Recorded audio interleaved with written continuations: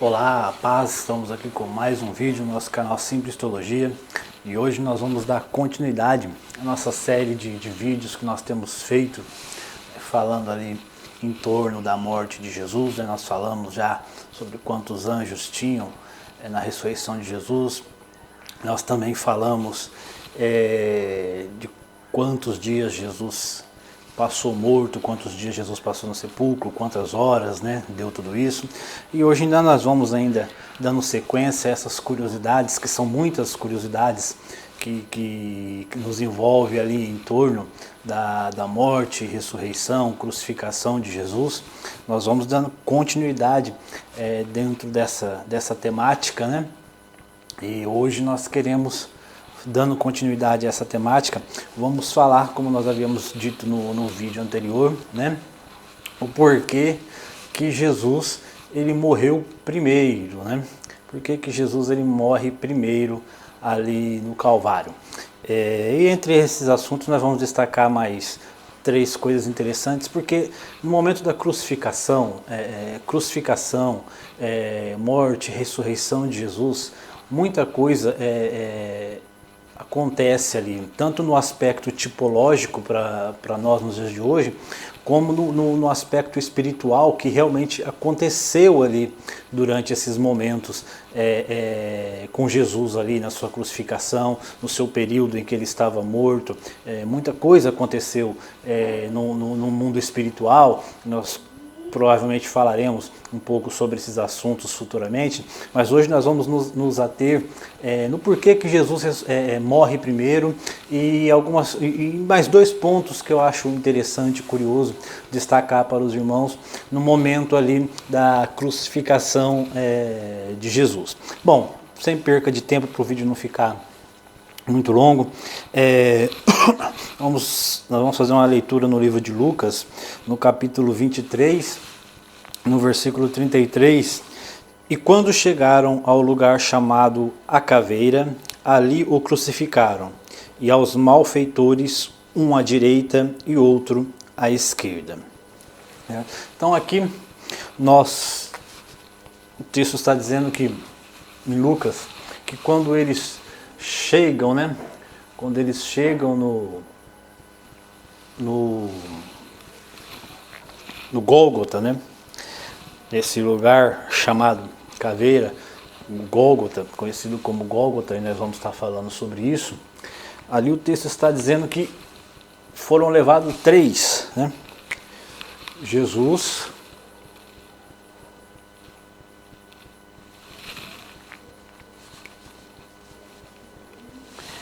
e dois ladrões, dois malfeitores, Então, a primeira coisa que nós vemos de interessante aqui é que quando eles são levados, Jesus ele é colocado no meio.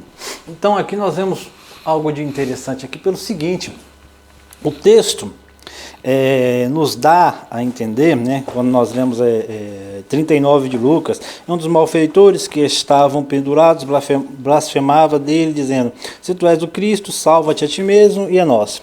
Respondeu, porém, um outro, repreendendo, dizendo: tu nem ainda temes a Deus, estando na mesma condenação? E nós, na verdade, com justiça, porque recebemos o que os nossos feitos mereciam, mas este nenhum mal fez.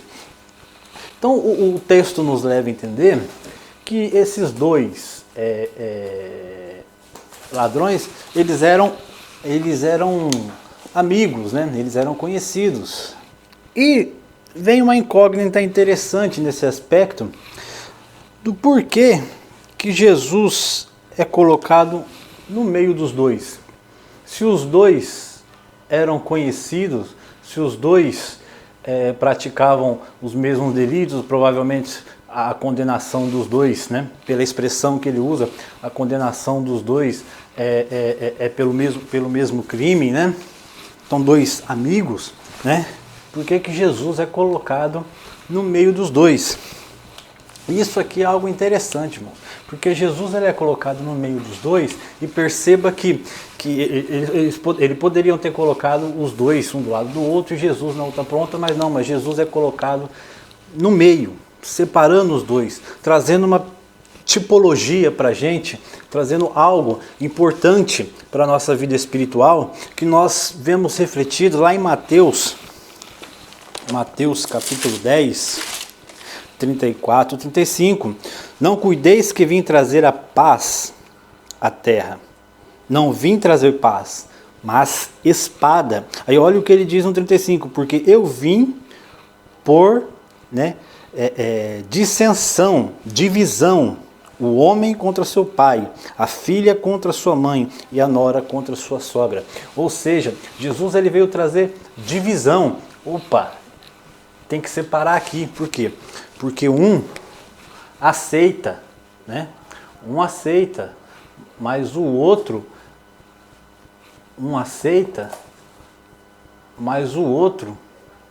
né? Não aceita. Então, um aceita, mas o outro não aceita. Então tem que ter uma divisão aqui. Isso é algo tipológico para a nossa vida espiritual. Isso é algo, uma tipologia, né? Jesus traz divisão, né? Separou aqui dois amigos. É a separação daqueles que naqueles que creem em Deus e naqueles que não creiam em Deus.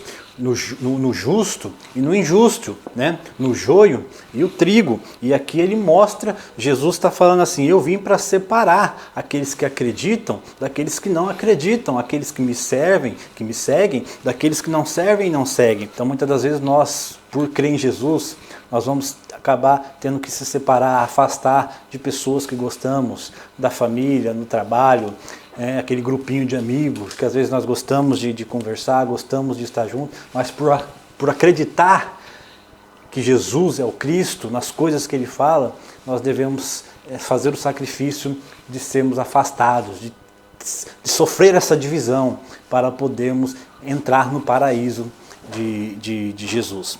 E aqui nós vamos ter algo de interessante para nós observar agora, voltando em Lucas, né?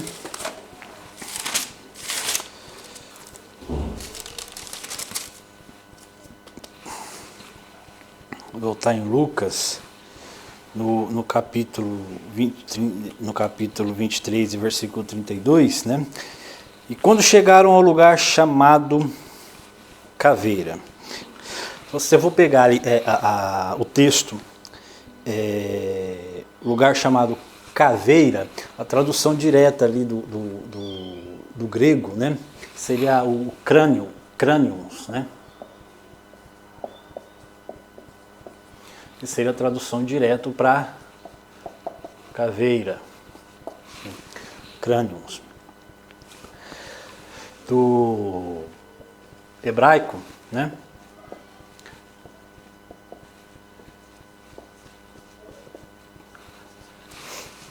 o hebraico, onde seria o Gólgota, ou seria o lugar chamado caveira. Então, crânio, né, uma referência direta à caveira, né, como o texto está, o lugar chamado caveira, a referência direta do caveira, no grego, né, crânio. Já para o hebraico, que seria o lugar chamado caveira, né, ou uma tradução direta da palavra crânio, né, que seria aí o mesmo de caveira, o crânio, né, seria o Golgolet, né, a pronúncia é como eu disse no vídeo passado para vocês, né, ou Gólgota, que seria no grego, né,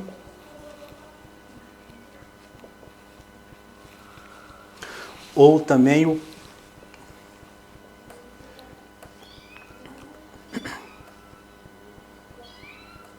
que seria no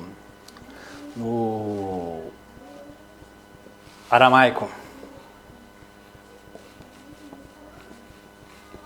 Então nós teríamos o Gólgota no grego e o Gólgota que seria aqui no aramaico. Mas tudo isso aqui, né, significa uma única coisa: caveira ou crânio, né? lugar da caveira, lugar do crânio, né? Então, crânion, né? Caveira em grego, hebraico, grego, aramaico para Gólgota, que é o significado de crânio, né? Então aqui nós temos um forte apontamento aqui para a palavra crânio ou a palavra caveira. Ah, mas por que isso é interessante? Qual que é a importância disso? Para você ver como a Bíblia casa. A Bíblia ela é profética sobre os fatos que acontecem nela mesma. Por quê? Nós vamos olhar em Gênesis, texto bastante conhecido. Fique com isso na cabeça aí, ou grave aí, anote, né? Isso que nós falamos sobre o Gólgota, sobre o crânio, sobre a caveira, né? E no livro de Gênesis, capítulo 3, versículo 15, o texto vai dizer assim: porém inimizade entre ti e a mulher, entre tua semente e a sua semente. Esta te ferirá a cabeça, e tu lhe ferirá o calcanhar. Agora nós vamos olhar, aleluia, nós vamos olhar lá em Salmos, livro de Salmos, Salmos 68, um adendo aqui para às vezes alguém que não saiba, tá? Salmos não tem capítulo e nem versículo, tá? Salmos Salmos 1, Salmos 10, Salmos 22, não tem capítulos e também não tem versículos, né? Salmos 22, versos 3, Salmos 92, versos 2, não tem capítulos e nem versículos. Mas Deus ferirá gravemente a cabeça de seus inimigos e o crânio cabeludo do que anda em suas culpas. Aleluia. Mas aonde Jesus foi crucificado mesmo? Jesus foi crucificado. Eu não sou um bom desenhista também. Jesus ele foi crucificado. Aleluia. Jesus, esse desenho não está ficando muito. No ensaio o desenho tinha ficado melhor. Jesus ele foi crucificado. Jesus ele foi crucificado no Gólgota. Jesus ele foi crucificado no lugar da caveira. Aleluia. Olha o que o texto está dizendo. Mas Deus ferirá gravemente a cabeça de seus inimigos e o crânio cabeludo do que anda em suas culpas. Quem é que anda em suas culpas? Quem é que hoje anda em suas culpas porque não tem mais salvação, porque não tem mais perdão? Se não é o diabo, se não é o inimigo. E aqui é um texto profético, onde está falando que Jesus, ele esmagará. É um texto profético, assim como Gênesis 3,15 é um texto profético, dizendo que Jesus ele esmagará o crânio daquele que anda em suas culpas, o crânio do inimigo. Esse aqui era um lugar de morte, irmãos. Esse aqui era um lugar onde, segundo a história, a arqueologia, fala que existiam muitas caveiras nesse lugar. Então, era um lugar de morte. E Jesus veio para esmagar, Jesus veio para acabar com a morte, Jesus veio para destruir o inimigo, para destruir aquele que anda em sua culpa, porque não tem mais perdão e por isso quer tirar a salvação, quer levar a igreja para o inferno. Mas Jesus veio para esmagar a sua cabeça. Isso ele fez no Gólgota, na cruz, quando ele é colocado naquela cruz, no lugar da caveira, o seu sangue, os seus pés, a sua cruz, ele destrói, ele esmaga o crânio daquele que anda em suas culpas, que é o inimigo de nossa alma. Glória a Deus por isso. Mas, vamos aqui para o título do vídeo, né? Que é interessante. Por que Jesus morre primeiro? Nós já entendemos pelo que Lucas fala, eles foram levados juntos e eles foram crucificados juntos, né? Praticamente então ali na mesma hora. Por que Jesus morreu primeiro? E aqui aqui a gente pode desmerecer algo que eu escutei uma vez e de um pregador famoso, e talvez muitos já escutaram, porque até mesmo desse mesmo vídeo que eu vi, muitos podem ter ouvido essa mesma mensagem, né? E até de outras pessoas, talvez, não sei, que a resposta que ele teve para poder dizer por que Jesus morre primeiro que os outros dois ladrões, sendo que eles foram crucificados juntos? A resposta que ele deu é que perto de Jesus ninguém morre, a morte não surgia efeito perto de Jesus. Então, se os ladrões morressem e Jesus estivesse vivo, era morrer e ressuscitar, morrer e ressuscitar. É um besterol para avivar a igreja, né? Para fazer a igreja frutuar, né? E é um grande besterol, porque Jesus, a Bíblia fala sobre ressurreições que Jesus fez, mas Jesus não saía ressuscitando a torto, a direito. Jesus viu muitas pessoas morrendo, né, com toda certeza. Então, na verdade, não tem nada a ver. Existe uma explicação lógica, não é nem uma explicação espiritual, não é nem algo fora da compreensão humana. Existe uma explicação muito lógica e racional do porquê que Jesus morre primeiro. Essa explicação está até mesmo na atitude de Pilatos. E qual a atitude de Pilatos? Quando levam Jesus a Pilatos, Pilatos não tem a intenção de matar Jesus. A intenção de Pilatos era castigar a Jesus e liberar logo depois. Por quê? Porque o costume da época era que quando havia uma sentença de algum crime, e esse crime não era um crime para a morte, então eles se castigavam o culpado. Eles castigavam o culpado, aí haveria ali vários tipos de grau para esse castigo, e soltariam depois o culpado, o libertaria, ou até deixaria preso, mas vivo, né? E quando havia-se a sentença de morte, esse culpado, esse sentenciado à morte, ele então não seria flagelado, ele não sofreria dores ou tortura, pelo menos não próximo à sua morte. Alguns países, até nos dias de hoje, que tem a sentença de morte, né, a condenação de morte, né, tem esse costume de que antes de morrer o criminoso tem que ter tem o direito a uma boa alimentação, né, uma boa noite de sono, que é difícil, né? Mas uma boa alimentação. Tem que ter um último dia, um último momento nas melhores condições possíveis, né? E isso tinha-se, na época, pela lei dos romanos, né? Para aqueles que eram condenados à morte, né? Inclusive a morte de cruz, que os seus últimos momentos de vida fosse o melhor possível, né? O melhor que pudesse ser. Já com Jesus, então isso aconteceu com esses dois ladrões que eram sentenciados à morte. Prova disso é que quando Pilatos manda escolher entre Jesus e Barrabás, nós percebemos que Barrabás era para morrer no lugar de Jesus. Barrabás era um criminoso que iria morrer. E o povo escolhe Barrabás. Nós percebemos que Barrabás ele está bem, ele está bem fisicamente e ele iria morrer. Psicologicamente, com certeza, não. Esses dois homens psicologicamente deviam estar, né? Mas fisicamente ele estava bem e ele iria morrer. Ele estava sendo bem tratado dentro das possibilidades, né, da época que eles consideravam ser bem tratados, né? Que os romanos consideravam ser bem tratados um prisioneiro. Então, quando o povo escolhe a Barrabás e não escolhe Jesus, Pilatos já tinha dado um castigo para Jesus. Jesus já tinha apanhado muito.